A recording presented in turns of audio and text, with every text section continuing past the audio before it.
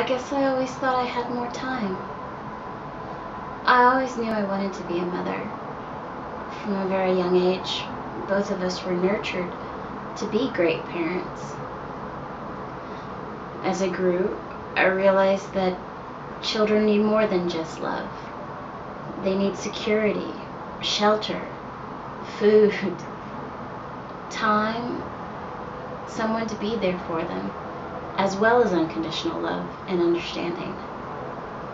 So I made a vow to myself that I would wait to conceive until I was able to provide my child with every potential that they deserve. As I educated myself in preparation for a career that would provide for my family, I'd often find myself daydreaming about what my future would be like.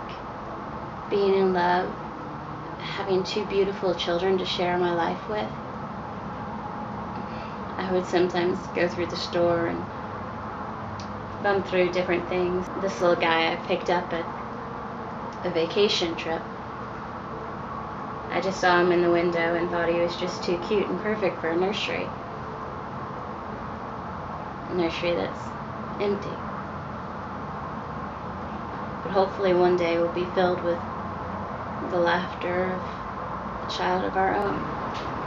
Once my career was on its path, I decided to seek out the person I wanted to spend the rest of my life with. Not only to raise children with, but to grow old with. A decade later, I met Brian. I knew immediately I wanted to spend the rest of my life with him. We prudently waited to conceive until after we had merged our two lives into one. 6 months went by, and I began to worry. Everyone around me told me I was young, don't even think about it, it'll happen when you're not thinking. But I felt like something was wrong.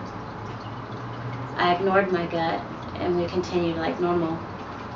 And then we came across a Share Institute commercial that they were having a presentation.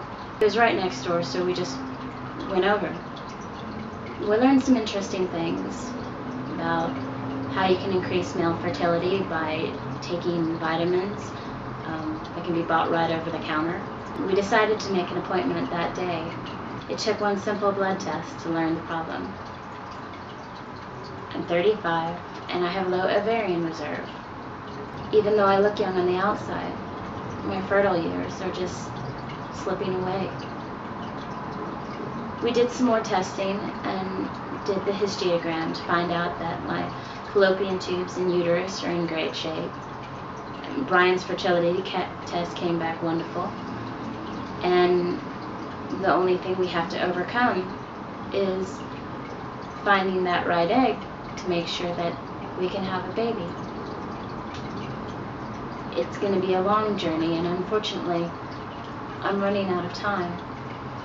As the holidays come and go, we celebrate with my brother's children.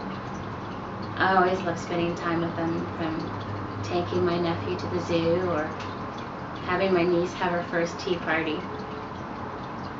But we look forward to one day being able to celebrate our own children. Please help us with an IVF treatment.